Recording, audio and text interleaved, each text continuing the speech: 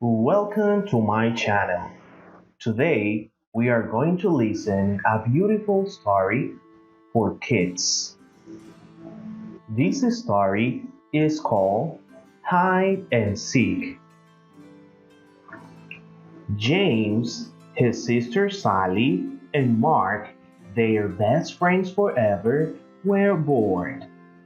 They had played all day, but now that it was dark and difficult to see, they had nothing to do. They couldn't play soccer because they couldn't see the ball.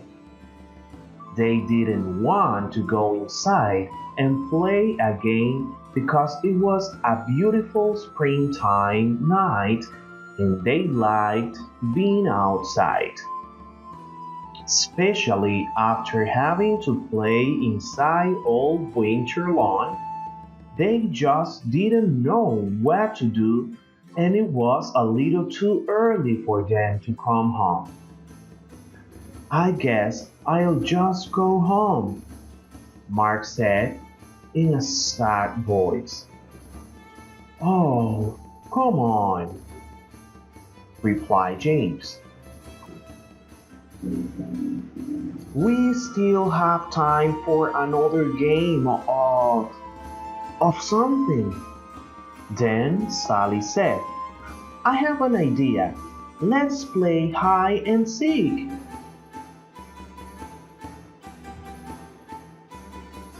I was just going to say that, James said. Yeah, I'll bet, replied his sister. You always say you were thinking of whatever I think of, she snapped.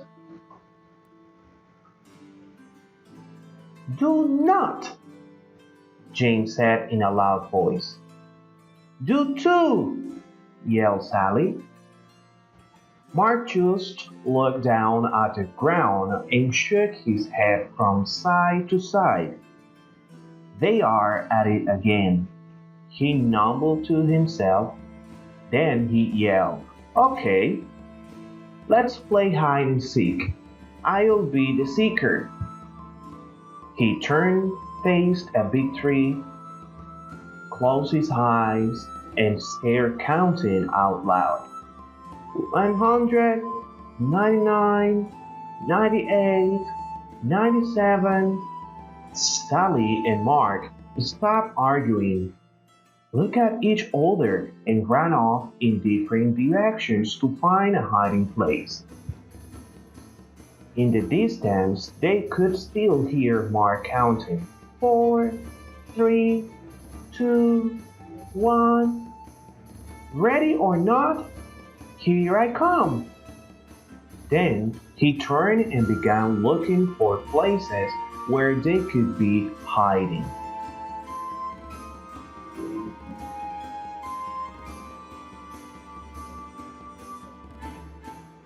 Finding Sally was easy.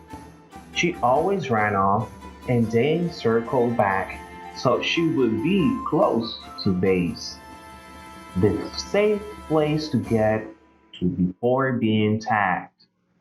Mark looked for the biggest tree and ran towards it, but she wasn't there. I'll bet she's behind that big bush, he said to himself. So he ran to it and was ready to tag her, but she wasn't there either.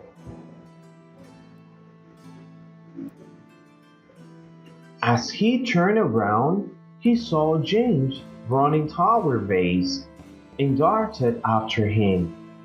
Just before he touched James' shoulder, James tagged the vase and yelled out, Saved! Did you get Sally yet? Asked James. No, said Mark. I haven't been able to find her, and it's getting late, and we need to be heading home. So both boys yelled out, Come on out, Sally! It's late! but there was no reply, not even a little snicker from somewhere in the darkness. They yelled again, "Come on out, Sally, it's late." Still, there was no reply from Sally. They began to worry and started searching for her. As they walked around the area, they called out Sally. "Come on, we give up. You're saved." But no matter where they looked or how much they called out, Sally didn't answer. It was as if she disappeared. Sally was wondering what had happened. All she could remember was crawling under the big trunk of a fallen tree to hide. Now, as she looked up, she saw several stars through a small hole above her head. She had fallen into a hole when she crawled under the tree trunk. "Help!" she yelled and heard her voice echo throughout what must have been a cave. "Help! Help!"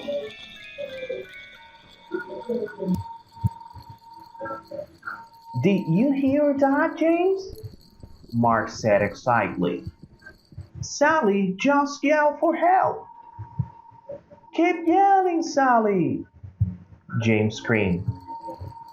"That way we can find you." Sally heard her brother and kept screaming. After a short while, the boys were standing next to the big tree trunk. "Hey, are you stuck under this tree?" asked James.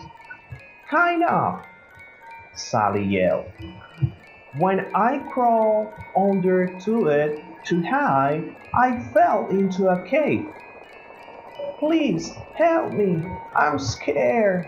It's dark and I can't get out."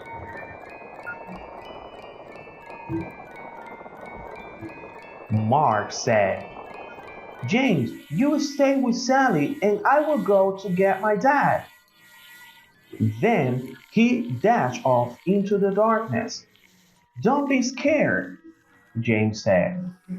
"I am right here with you." "No, you're not," Sally sobbed. "You're up there and I'm down here." As Sally turned into the darkness of the cave, she bumped into something, screamed, and began to cry. "What's wrong?" James yelled. "There's something down here with me," Sally replied in a shaky voice. Just then, Mark and his dad came running through the woods. Mark's father knelt down and asked Sally if she was okay. He could hear her crying and sobbing. "Sally, are you hurt?" he asked. "No," she said. But I'm scared and there is something down here with me." "Stand back, Sally. I am lowering a rope and will be down with you in a second." Mark's dad tied the rope to the tree, found the hole under the tree trunk, wiggled a bit, and lowered himself into the cave. Sally could see him coming down the rope and stopped crying. Not only was he there, but the cave became brighter from the beam of his flashlight as it danced across the cave's floor and walls. As he reached the floor of the cave, he shone the light on Sally and gave her a big hug. "Don't be frightened," he said. "I'll have you out of here in no time." Then he shone the light around and saw that she had fallen into a small cave, and very close to her, in the middle of the cave, was something wrapped in layers of old blankets. Mark, James, there is something down here. I am going to tie it to the rope and I want you to pull it out. Okay, they replied. The boys pulled out the object, untied it, and let the loose end of the rope fall back into the cave. The cave wasn't deep, and Mark's dad put Sally over his head so she could crawl out. He then grabbed the rope and, with a little jump, was able to grab the opening and pull himself out. Let's go back to my house for a cup of hot tea. I'll call your parents so they aren't worried. And we'll see what treasure Sally found, he said. When they got to Mark's house, they sipped their tea and began unwrapping the treasure. They carefully peeled off layers of old blankets and cloth to reveal a wooden box. They slowly opened it and stared in amazement. Oh my! Sally said in disbelief. I don't believe what I'm seeing. The boys and Mark's father just started. Inside the box were jewels of every color you could imagine. There were diamonds, rubies, sapphires, and emeralds, all of shape and size. In third mix, they could see several gold coins and straps all pierced. We're rich, the boys screamed. Not quite, interrupted Mark's father. Someone could have lost this, and I don't think you should plan on spending any of it until we find out a little more. Besides, Sally found it. I'll share it, Sally said happily. That's nice, Sally, replied Mark's dad. But the right thing to do is contact the authorities. The next day, the four of them and Sally's mother drove to the police station, explained what had happened, and gave the treasure to the police to hold while they conducted their investigation. They left the police station sadly, and even the double-dipped ice cream cones Mark's father bought for them didn't make them smile. They drove back in silence. Several weeks passed with no word from the police. Then, one evening, Mark's father called James, Sally, and their parents. The police just called, and I think you should come over right now, he said. I am afraid there is some bad news about the treasure. The police are on their way and will explain everything when you get here. Sally and James didn't say much during the ride to Mark's house. Sally thought that since it was bad news, the treasure belonged to someone else, even though they probably lost it. Whatever happened to the finder's keeper? She mumbled. What did you say, Sally? Her mother asked. Oh, nothing, Sally replied. Then she let out a long, sad sigh that echoed through the car. When they arrived at Mark's house, The police were there with the treasure box. As Sally entered, the captain introduced himself and said, Sally, this is yours. Your parents need to sign some papers, but the box and its contents are yours. Sally, Mark, and James twinkled with joy and danced around the room. Then Sally said, What is the bad news?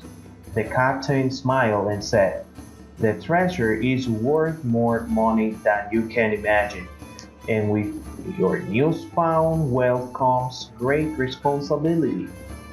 Sally didn't quite understand what the captain was talking about, and right now it really didn't matter.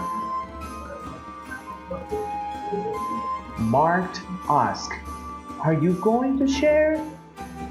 Of course, Sally said. If you and James didn't help me, I might still be there. Several days later, Sally asked everyone over to her house, I have decided what to do with the money from the treasure after it is sold, she said. I am giving one sixth to our mom and dad, one sixth to Mark's mom and dad, one sixth to Mark, one sixth to James, and one sixth for me. There is an extra one sixth. Mark proudly stated. He loved math and was right on top of Sally's calculation. No, there's not, Sally said. It's two, James said. It's not, Sally said in an angry voice. Just as Mark was going to say, There are at it again, Sally said. This is why there isn't an extra one six. I am giving it to the local charity so it can be given to those less fortunate and in need. Her mother and father said it was a caring and responsible thing to do. They were very proud of her and knew that she understood what the captain meant when he had turned the treasure over to her just days before. What a beautiful story! I hope you like this story. If you want to continue listening to more really good stories like this, please remember to subscribe to my channel and always hit the bell button so you can receive any notifications when I upload a video. So please stay safe in your house and continue listening to those really good audios. See you the next time. Bye bye.